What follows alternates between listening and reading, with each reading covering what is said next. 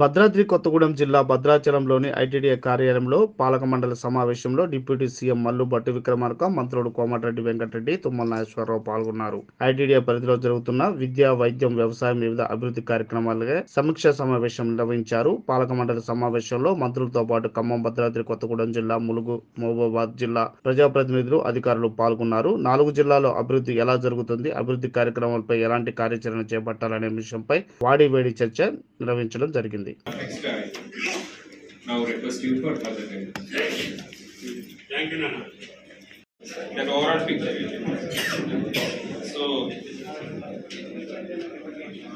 సభకి నమస్కారం. ఈ ముఖ్య అతిథిగా వచ్చేసిన మన ఆనరబుల్ డిప్యూటీ సీఎం గారికి కాలనీ మన ఎమ్మెల్యేస్, ఎంపీస్, ఎమ్మెల్సీస్, కాలనీ మన సెక్రటరీస్, ఎంపీస్ చాలా రోజుల తర్వాత మన రివ్యూ జరగకపోవడం, కావాల్సిన ఫండ్స్ కూడా రాకపోవడం, ఏ ప్రధాన ఉద్దేశంతో అయితే ఐటీడీఏ స్థాపించామో ఆ ఉద్దేశాలన్నీ పూర్తిగా నిర్వీర్యమైపోయాయని చాలా స్పష్టంగా చెప్పలేదు, వాస్తవం కూడా.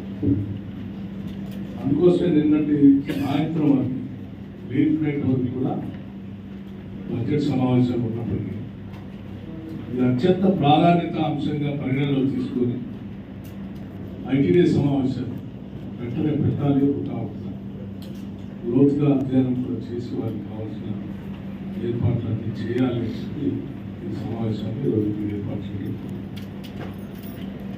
ఈ సందర్భంగా ముందుగా మనం సరే వచ్చినటువంటి వాళ్ళందరికీ ఆహ్వానిస్తూ స్వాగతం పలకడం కాకుండా మనం ఈ రివ్యూ మీటింగ్ పాజిటివ్ అంటే సాధ్యమైనంత వరకు ఇక్కడ ఉన్నటువంటి గిరిజన కుటుంబాలకి ఈ ప్రాంతానికి మేలు జరగడానికి కల్పించేటువంటి ఒక పాజిటివ్ డైరెక్షన్ గౌరవ సభ్యులందరూ ఇవ్వాల్సింది కోరుతాం.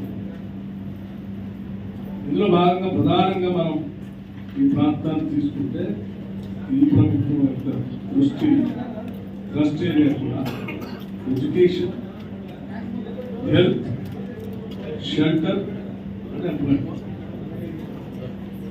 Education, health, employment, shelter. ఇక్కడ ఉన్నటువంటి జీవన స్థితిగతులు మెరుగుపడాలంటే ప్రధానమైనది ఎడ్యుకేషన్. ఎడ్యుకేషన్ మీద మనం ఎంత దృష్టి సారిస్తే అంత విజయాలు సాధిస్తాం. ఆ ఎడ్యుకేషన్ సంబంధించినటువంటి రిజల్ట్స్ వెంకటరెడ్డి గారు చెప్తూ ఆశించినంత నేను కూడా కొన్ని ముఖ్యమైనటువంటి విషయాలు నాకు కూడా అవగాహన లేదు, తెలుసుకోవాలని ప్రయత్నం కూడా చేస్తాను.